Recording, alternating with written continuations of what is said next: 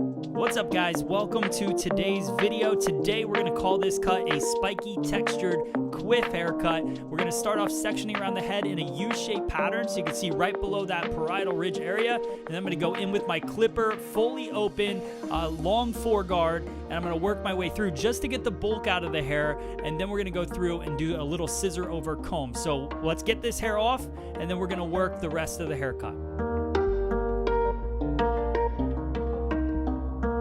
So you'll notice right at the end, but as I'm going up with that clipper, I kind of rock out just to leave that weight line. And now I'm going to go through and do some detail work doing scissor over comb. Best way to do scissor over comb is notice that I have a stationary blade right there, and I work my way up the head, and I'm basically going parallel to the side of the head. I don't go around that curve. I want that little bit of a weight line towards the top. So you can see right there, that's a good angle. I'm just going straight up, not straight into the head. So that's going to build up that weight in the crown area, but I'm just fine-tuning everything using scissor over comb. And then I really want that kind of lived-in organic feel to the edges of this haircut. So I just go through, detail it, and then we're going to go into the top.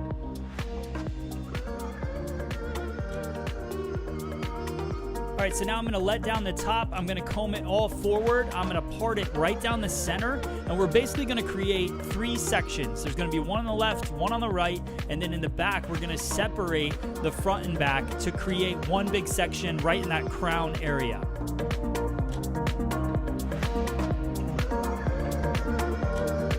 All right, so you can see how the sectioning breaks down. 1, 2, 3 in the back, and now we're gonna start in the back working vertical sections, pulling them straight out from the head. And now I just wanna focus on that elevation. Elevation is key to getting a successful cut in the back. I don't wanna flatten anything. I wanna build up that weight, so I connect it to the bottom where we did that scissor over comb and clipper work. And then I just use a point cutting technique to still keep that texture, keep kind of a lived in line, and I work the round of the head. So I pull my guide over, and then I cut with the round of the head, and I keep working all the way to behind the ear.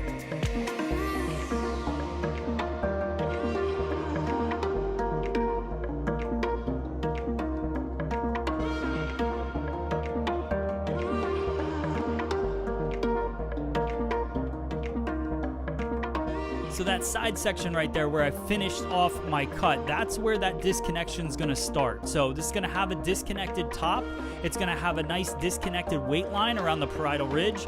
That's kind of the beauty of this cut. I wanted it to have that feel. So I'll just continue working around the round of the head. You can now see that my fingers are pointing down, my thumb's pointing in the direction I'm going, and I just keep pulling that guide into my hand and following the round of the head to start pushing that disconnection to the side. So you can see that buildup of weight in the crown. That's the goal. Now we're gonna bring everything back. We're gonna travel across the top of the head until we start to curve in that fringe area, and then I'm gonna over direct everything back. Still using a point cutting technique, fingers parallel to the floor, and I just continue across, creating my line all the way across the top of the head. So you can see another section, bringing it back just to the previous. So we're traveling across the top. That disconnection is going to happen in the tip of my fingers. That hair is much longer. It's going to fall over everything. We're going to cut that later. So I just keep continuing to cut that line across the top.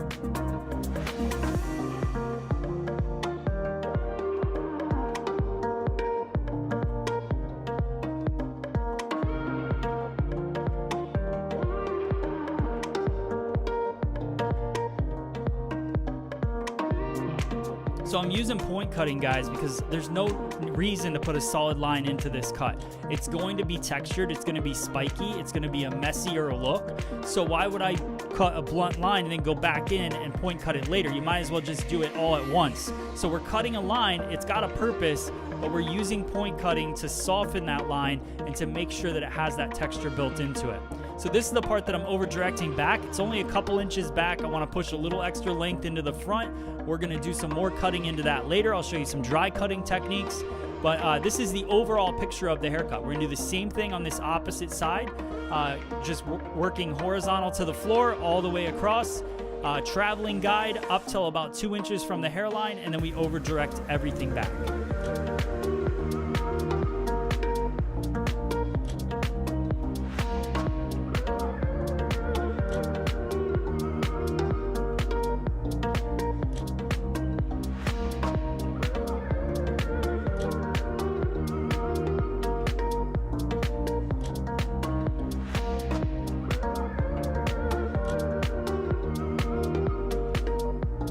right, so now we're gonna move into the sides, and what I wanna do is I wanna draw a horizontal line all the way across.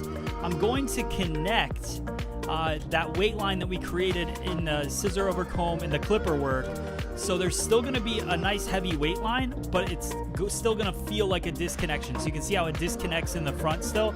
I continue pulling those horizontal sections down to a stationary guide, connecting it all together. It's getting longer towards the top middle. So I just continue pulling that over until I run out of hair. And I'm going to do the same thing on the opposite side. You guys will see the effect that this creates when we get into the dry portion of the cut.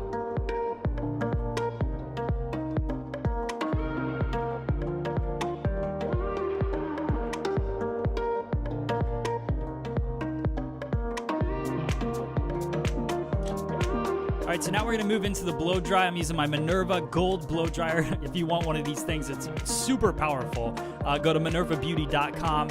I'm using my Ergo paddle brush, and I'm just working my way around the head, using that tension to smooth everything out and really look at my weight and assess it. Now, blow drying is so important in men's styling. We're gonna blow dry it different for the finished result, but right now I'm blow drying just for the cut. So I blow dry everything smooth and forward, and now we're gonna go in and do some detail work. I'm using the new Matt Beck Velcro clip that you can get on our shop, Shop FSE. You can get a 2-pack of them. They hold the hair so well. So you can see I take that parting and I just slide the clip up in, holds the hair nice and tight, and I continue working up the head. I'm using a texturizing scissor to just do some slide cutting, add some texture to it, remove some weight from that heaviness. And that's really the technique, guys. It's pretty simple.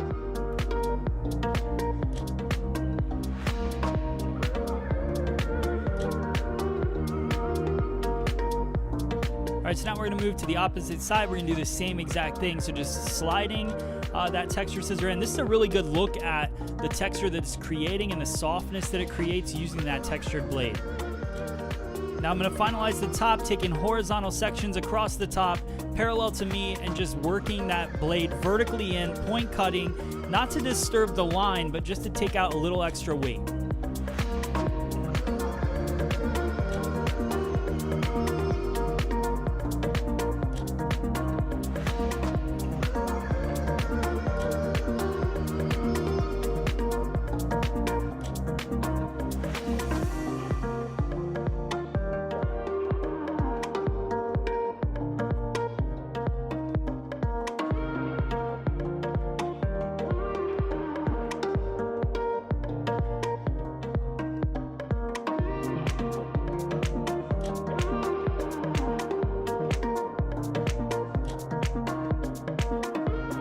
All right, and the last little detail we're gonna do, I just scoop up the hair on the sides in my comb, and I just do a deeper point cut just to add a little more texture, a little more movement to the line.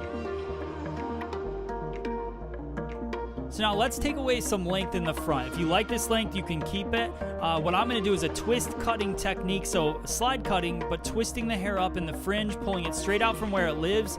The twisting over directs certain pieces of the hair, so it creates a broken line, and I just take off some of that length, so when I go to style this hair to be up, it's not too long.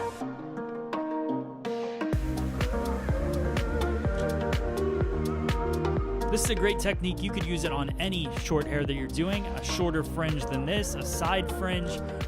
Make sure you guys keep an open mind to all these techniques that we go over. You don't have to do this exact haircut, but if you like the result of it, then it's good to use this in every haircut that you do.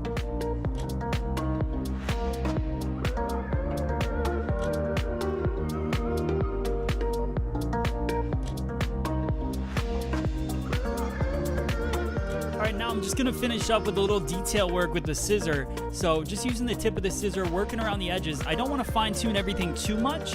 That's why I used that foreguard in the beginning, because I wanted some length. I want that texture around the edges. This is a more lived-in look, which is great for the time period that we're in now. It's something that'll wear a little bit better, a little bit longer. So now here's a tip for you guys. If you noticed, I used the heat from the blow dryer to make the hair stand up in the air.